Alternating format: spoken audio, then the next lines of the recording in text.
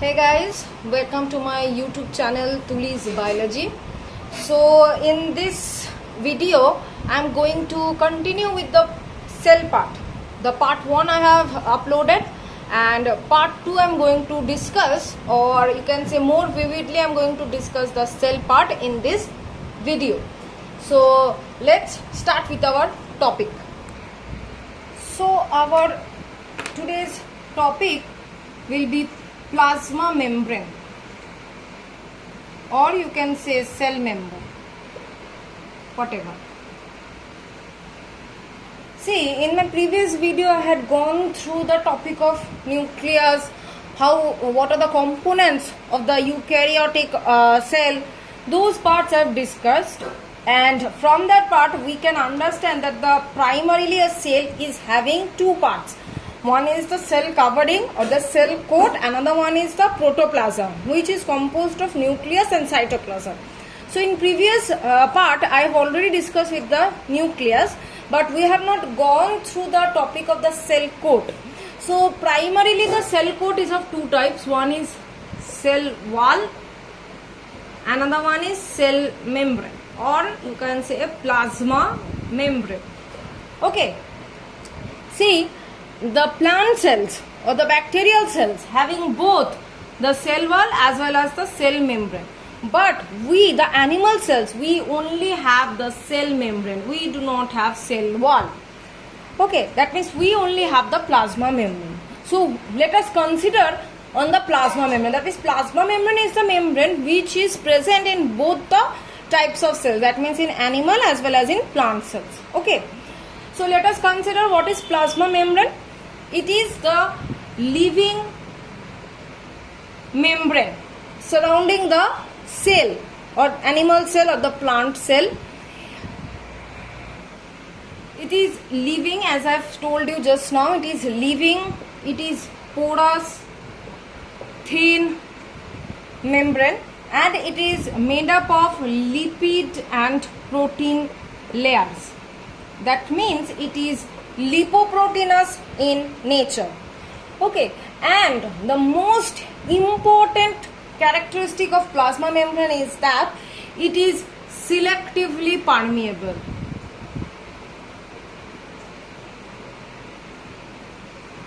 In some books it is written as semi-permeable, but no, it is wrong. It is selectively permeable. Now, what do you mean by selectively permeable? That means this membrane is a very good security guard. It does not allow all the persons or all the, according to the membrane, it does not allow all the molecules to enter. Rather, it allows selective molecules to enter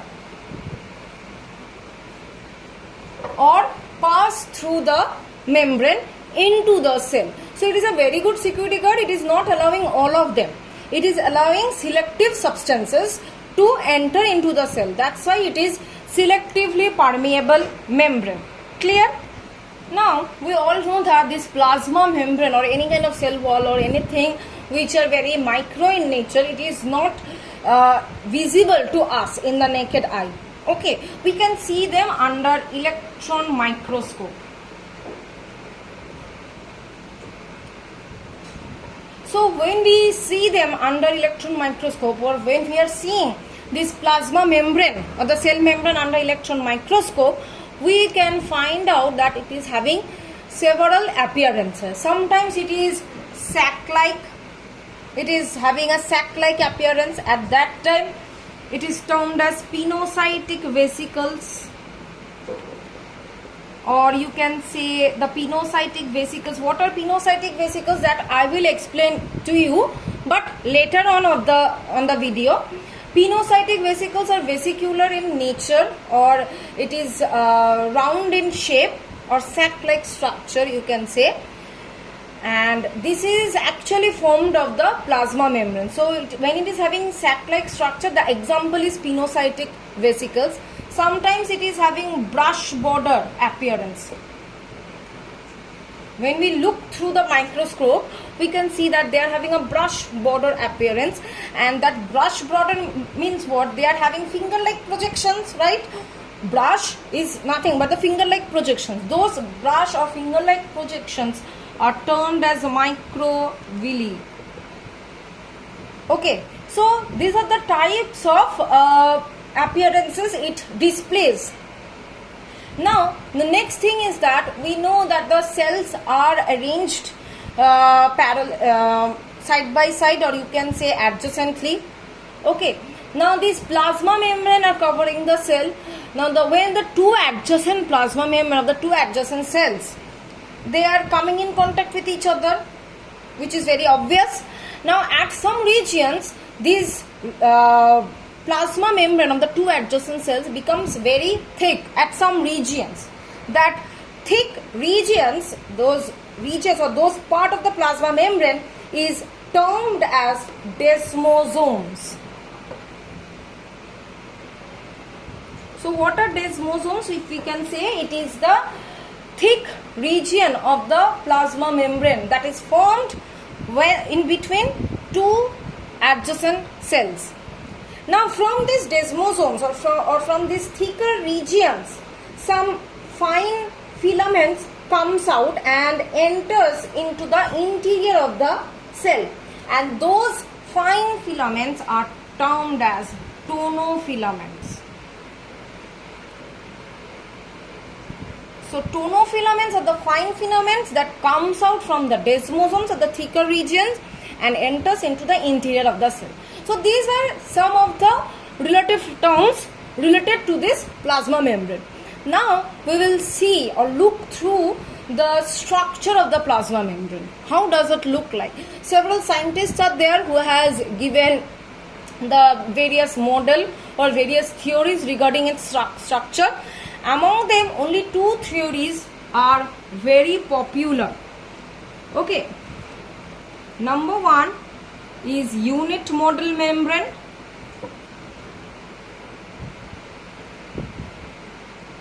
Number two is fluid mosaic model.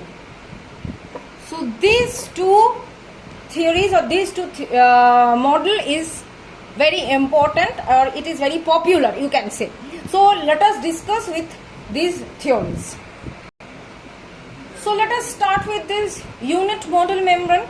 This was first proposed by Robertson.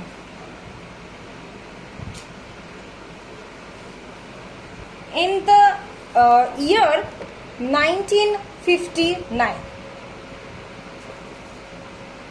So according to this model, what does it telling or what does it implying that we are going to see?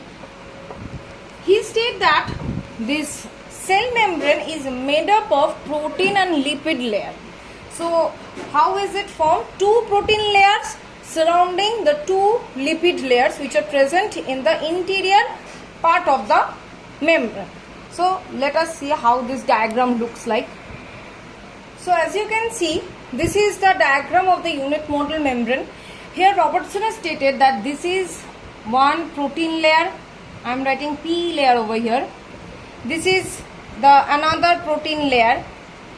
So as you can see, these are the two outermost protein layer which is enclosing these two lipid layer. That is, this is the lipid bilayer. Bilayer means two layers. Okay, so these are the lipid layers enclosed within the two protein layers. Now this lipid layer is having two ends. This is the polar end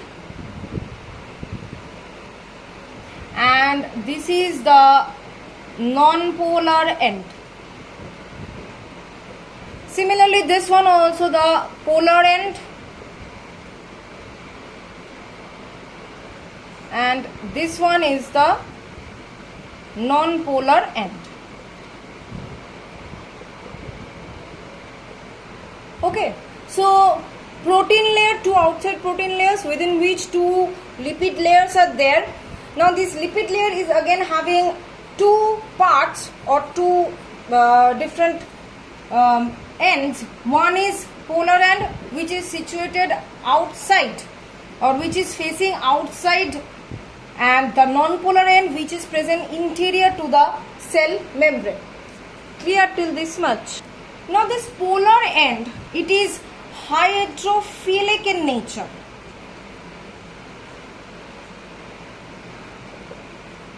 Hydrophilic in nature, this polar end. Now what is hydrophilic? The word hydro means water, philic means attracted, or the end, it is having strong affinity towards water, that is why hydrophilic in nature. That means the polar end, it is having a strong affinity towards water, that is why hydrophilic, and that is why you please note it is situated outside, or it is facing outside. That's why, because it is having a strong affinity towards the water. Now coming to the non-polar end, this non-polar end, it is hydrophobic in nature. Hydro, the word hydro, as I've told you, it's water. Phobic means phobia, comes from the word phobia.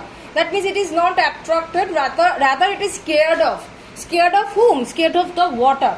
That is why it is hydrophobic in nature, and for that reason only it is situated interior of the cell membrane, so that it could not, it should not face the water. That's why it is hydrophobic in nature. So it is all about the unit model membrane. I hope this unit model membrane is clear to you people. Now next I will move on to the fluid mosaic model membrane. This fluid mosaic model membrane, it is another important membrane, as I have told you. It is proposed by two scientists, one is Singer and Nicholson, in the year 1972. So in the 1972 they proposed this fluid mosaic model, which states some of the characteristics or the things which are quite similar to that of the unit model membrane. So let us look through it. Now according to this fluid mosaic model, they said, or Singer and Nicholson has said, that this fluidity or this semi-liquid nature of the cell membrane comes due to the presence of lipid layers. That means two lipid layers that were present. Due to the presence of these two lipid layers, this fluidity of the membrane comes, on which, on the lipid layers, on these two lipid layers, the protein molecules or the globular proteins are being scattered. Thus it is giving an appearance of mosaic. We have seen now that in mosaic floor, on the floor there are some mosaic stones or granular stones are being scattered. Thus we are telling it as a mosaic appearance, because these protein molecules are being scattered over the lipid layers. Here also the lipid layers having two ends, polar as well as non-polar ends. Polar ends, similarly stated previously in the unit model membrane, that they are hydrophilic in nature, that is strongly attracted towards water, whereas the non-polar end, it is hydrophobic in nature. That means it is having a very great or huge phobia from the water. That's why it is hydrophobic in nature. Now just previously the polar ends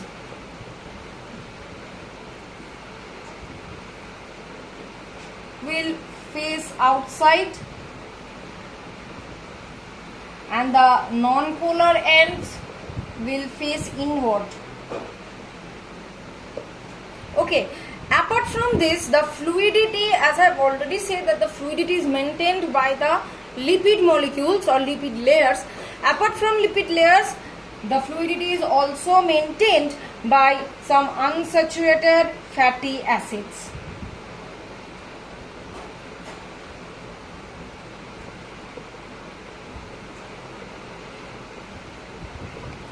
Okay, now the proteins, as I have told you, which are scattered over the lipid layers, some of them are having globular structure or circular structure. Those proteins which are having globular structures are termed as globulins, which remain floating on the fluid lipid, or they can be partially or completely submerged in the lipid layers.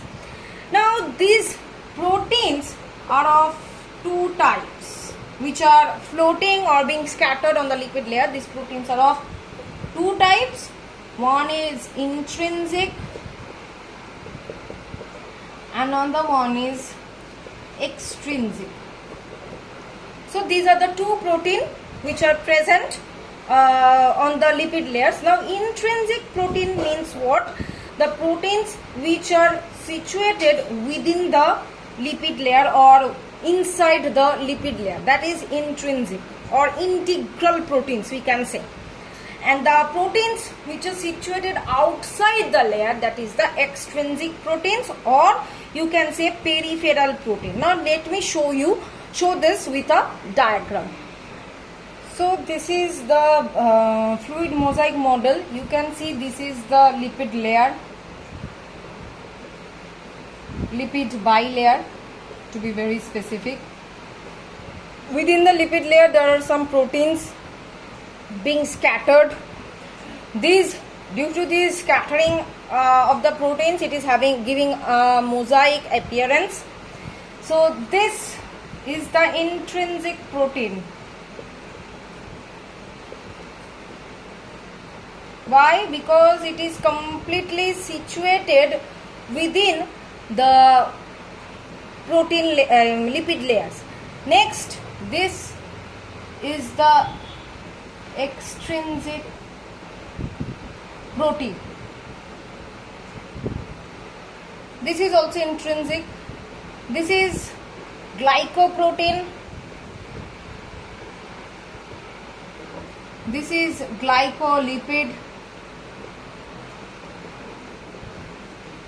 That means when it is situated outside the lipid layer or which is not present within the lipid layer, there are some glucose molecules at the outer surface of the plasma membrane or carbohydrate which gets associated with the lipid or the protein molecules and forms glycolipid or glycoprotein molecules. So this is the structure of this is the diagram of the fluid mosaic model. So our next topic is that what are the functions of this plasma membrane? Why do we need it? First of all, it helps in transportation of what? Transportation of proteins, transportation of enzymes or any other substances which needs to be transported from one cell to another. For this transportation, we require or we do need the plasma membrane. Next, protection, obviously. Along with cell wall, this cell membrane also do the protection of the interior parts of the cell from the external injury. Next point. Next function is that how it is acting as a selectively permeable membrane. First of all, selectively permeable membrane, I've just told you that it's a very good security guard. That means it allows only selective ions, molecules or substances to enter into the cell. That's why it is selective permeable membrane, and it is the cell wall is termed as permeable membrane and cell membrane is termed as selectively permeable membrane. Cell wall is not as good as the cell membrane. It's not a very good security guard. That's why it is a permeable membrane. That means it is permitting each and every molecules or ions or whatever. But this selectively permeable membrane, that is the cell membrane, it's a very good in its job. That's why it is only allowing the certain substances or selective substances to enter into the cell. It again plays a great role in the formation of endomembrane system. Now what is endomembrane system? Now within the cell membrane of the cell, there are certain organelles which we term it as cell organelles, and there is another one that is nucleus. Now all of their membrane, all the membrane of all the organelles along with the nucleus, each and everyone's membrane is formed from the plasma membrane. Apart from this, it plays a great role in exosmosis and endosmosis. Now what do you mean by exosmosis and endosmosis? Before going to the term exosmosis and endosmosis, what do you mean by osmosis? Let us concentrate over here. Now the term osmosis means movement of solvent molecules, right, from higher to lower concentrated regions across a semi-permeable membrane. This we know it as the osmosis. That is movement of the solvent molecules, not the solute molecules. Diffusion involves the movement of the solute molecules. Osmosis involves movement of the solvent molecules from higher to lower concentrated regions through a semi-permeable membrane. That means without a membrane, osmosis doesn't take place. Okay. Now, this osmosis is of two types, exosmosis and endosmosis. Now, X means outside, endo means inside. So, when any kind of solvent molecules entering the cell, that is termed as endosmosis, and whenever any solvent molecules leaving the cell and going to the outside environment, that is termed as exosmosis. So, this cell membrane plays a great role in exosmosis and endosmosis, because this is the membrane. This is the membrane through which the solvent molecules will pass through. That's why it is playing an important role. Now the next point is chemoreception. Chemoreception, the word is coming from the word chemical. Okay, so any kind of chemical stimulus is being first received by there are some receptors on the outer surface of the cell membrane or plasma membrane which receives the chemical stimulus. Next is that control of secretion. So control of secretion, if I am going to describe it, see, the Golgi body has a function related with secretion. It secretes the waste materials forming secretory vesicles. So these secretory vesicles are formed from the Golgi body.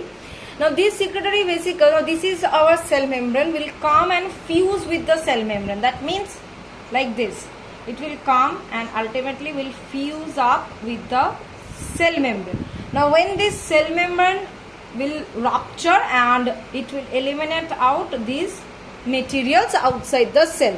So this is the control of secretion. In this way the plasma membrane is having a function of it. Next function is transmission. Transmission, we know it is related with the nervous system. We know the impulse originated in the receptor cells are getting transmitted through the neurons and ultimately reach to our central nervous system or brain or spinal cord, whatever you say, and there it makes up the decision. So this transmission of the nerve impulse at first takes place at the surface of the, or you can say at the cell membrane of the neurons or the nerve cells. From there the transmission takes place from one to another to next. Now next role is that how it plays a role in exocytosis and endocytosis. So let us see what is exocytosis and endocytosis. These are the functions of the cell membrane. Exocytosis and endocytosis are reverse or opposite, having opposite functions. So what is exocytosis? It is the process, in this process the membrane, or you can say the cell membrane of the cytoplasmic vesicle fuses with the plasma membrane and releases its contents outside the cell. Just now I have shown you this is the cell membrane, the secretory vesicles comes and ultimately binds or fuse with it and ultimately releases its content outside. This is exocytosis. The word exo means, in the previously also I have said, it means outside, and endo means inside. Clear? So exocytosis is related with the elimination or removal of the substances. Am I clear? Endocytosis It is the process by which the materials are taken inside the cell. Obviously, endo means inside. So this is the process by which the materials are taken inside the cell by the same thing, by the formation of vesicles. Now this endocytosis is again of two types. I hope that you have heard these names. One is phagocytosis, another one is pinocytosis. Okay.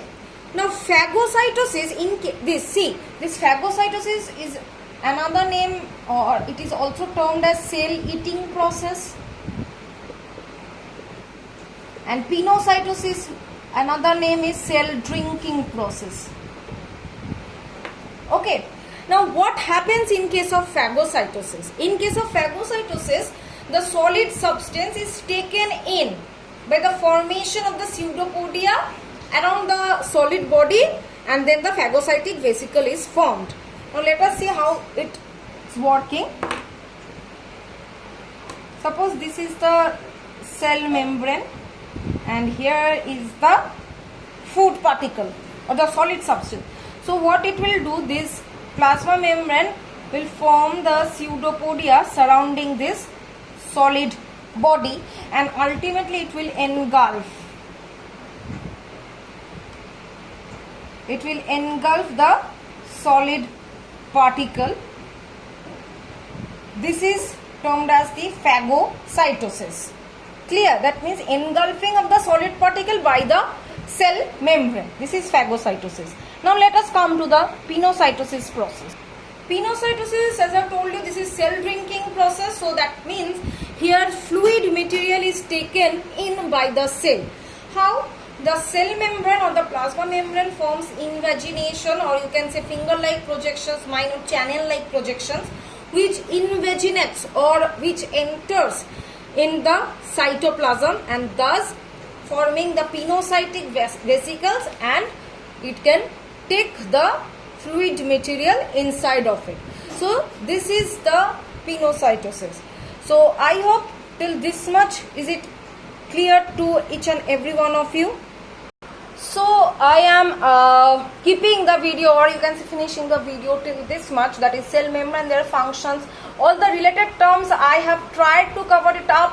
Whichever new term coming to me, I have tried to figure it out or explain it out. Still, if you are having any problem, then please let me know. If you do need any kind of notes or any kind of question answers for your exams or for NEET or anything, then also please let me know. I'll try to give. And if you think that my videos can be updated or it can be made more correctly, so then please also give me the suggestions in the comment section. Apart from this, please like, share, comment and subscribe to my channel to get more and more contents on the biology. Okay, so till then, bye bye, and in the next Wednesday I am going to again post a new video, so please do keep watching. Thank you everyone.